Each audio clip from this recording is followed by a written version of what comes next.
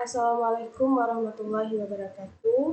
Saya Vicky Wiranfiari dari kelas A pagi semester 4, Program Studi Pendidikan Bahasa dan Sastra Indonesia. Di sini saya akan membahas materi tentang telaah kurikulum dan buku teks.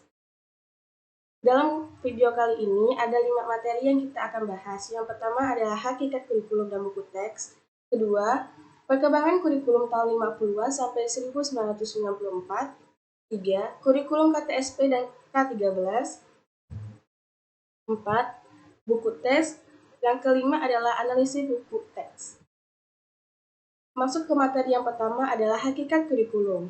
Menurut para ahli, yaitu kurikulum adalah rancangan pengajaran atau sejumlah mata pelajaran yang disusun secara sistematis untuk menyelesaikan suatu program untuk memperoleh ijazah. Dan menurut Hilda Taba dalam Olivia 1991, kurikulum pada umumnya berisi pernyataan tujuan dan tujuan khusus, menunjukkan seleksi dalam organisasi konten, mengimplikasikan dan memanifestasikan pola belajar mengajar tertentu karena tujuan menuntut mereka atau karena organisasi konten mempersyaratkannya. Pada akhirnya termasuk di dalam program evaluasi outcome. Jadi, pengertian kurikulum yang lebih luas akan diberikan oleh para pendidik, yaitu segala usaha sekolah untuk mempengaruhi anak belajar di dalam kelas di halaman yang mempengaruhi anak dalam pendidikannya. Itu menurut tim pembina mata kuliah didaktik metode 1995. Ada beberapa karakteristik lain dari kurikulum, terutama stage kurikulum, yaitu sebagai berikut. Yang pertama adalah kurikulum harus bersifat fleksibel, yaitu mudah diubah menuju ke kesempurnaan sesuai dengan kebutuhan dan kemajuan ilmu pengetahuan.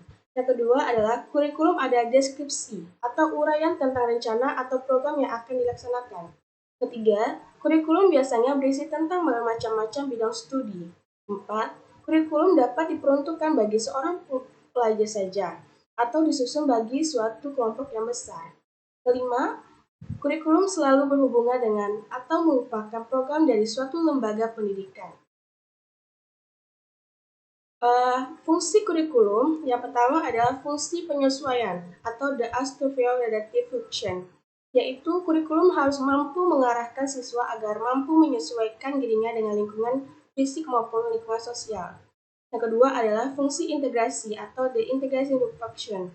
Kurikulum bermakna sebagai alat pendidikan harus mampu menghasilkan pribadi-pribadi yang utuh untuk dapat hidup dan berintegrasi dengan masyarakat. Yang ketiga adalah fungsi diferensiasi, yaitu kurikulum bermakna sebagai alat pendidikan harus mampu memberikan pelayanan terhadap perbedaan individu. Yang keempat adalah fungsi terhadap persiapan. Kurikulum bermakna sebagai alat pendidikan harus mampu mempersiapkan siswa untuk melanjutkan studi ke jenjang pendidikan selanjutnya. Yang terakhir adalah fungsi pemilihan.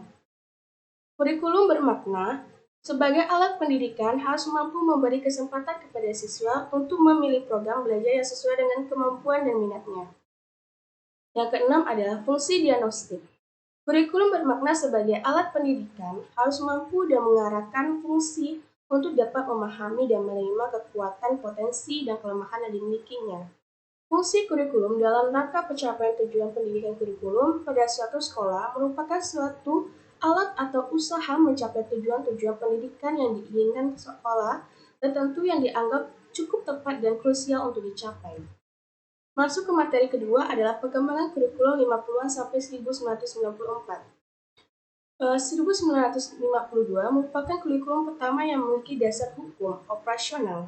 Landasan operasional kurikulum 1952 adalah Undang-Undang Nomor 4 Tahun 1950. Undang-undang itu telah dirancang sebelum tahun 1950. Rancangan undang-undang itu yang awalnya dibahas oleh BPKNIP tahun 1948 tidak dapat dilakukan karena terjadinya perselisihan.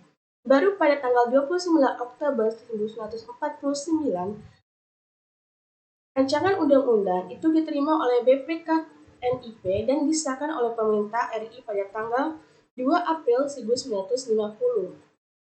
Kurikulum 1952 merupakan pengembangan dari kurikulum sebelumnya, yaitu kurikulum 1947, di mana kurikulum ini lebih merinci setiap mata pelajaran. Oleh karena itu, kurikulum 1952 Lebih dikenal sebagai Rencana Pelajaran Terurai 1952. Tujuan pendidikan nasional berdasarkan kurikulum adalah membentuk manusia yang susila dan cakap dan warga negara yang demokratis serta bertanggung jawab akan kesejahteraan masyarakat dan tanah air. Pada fase ini, pendidikan sudah mulai menata tujuan. Fokus rencana pelajarannya tidak hanya pada pendidikan watak dan perilaku saja. Aspek kognitif sudah mulai diperhatikan.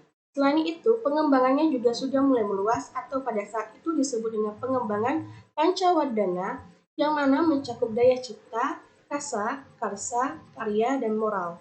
Mata pelajaran pun sudah diklasifikasikan dalam 5 kelompok bidang studi yaitu moral, kecerdasan, emosional atau artistik, keprigelan, dan jasmania.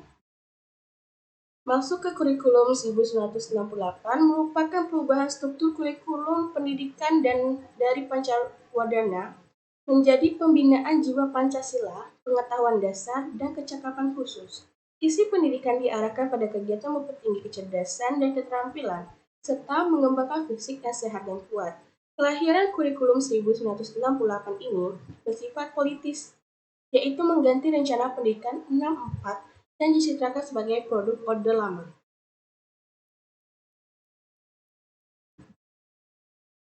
Ciri-ciri kurikulum 1968.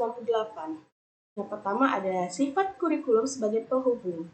Kedua, jumlah mata pelajaran SD 10 bidang studi, SMP 18 bidang studi. Bahasa Indonesia dibedakan atas Bahasa Indonesia 1 dan 2, jurusan A18 bidang studi. Penjurusan di SMA dilakukan di kelas 2 dan disederhanakan menjadi 2 jurusan yaitu Sastra Sosial Budaya dan Ilmu Pasti Pengetahuan Alam. Menteri Pendidikan dan Kebudayaan Masyuri SH. 2. Karakteristik kurikulum 1968. Kurikulum 1968 merupakan pembaharuan dari kurikulum 64, yaitu dilakukannya perubahan struktur kurikulum pendidikan dari Pancawardhana menjadi pembinaan jiwa Pancasila, pengetahuan dasar, dan kecakapan khusus. Kurikulum 1968 ini merupakan perwujudan dari perubahan orientasi pada pelaksanaan Undang-Undang 1945 secara murni dan konsekuen. Mata pelajaran dikelompok menjadi 9 pokok. Masuk ke kurikulum 1975 sebagai pengganti kurikulum 68 menggunakan pendekatan-pendekatan diantaranya sebagai berikut.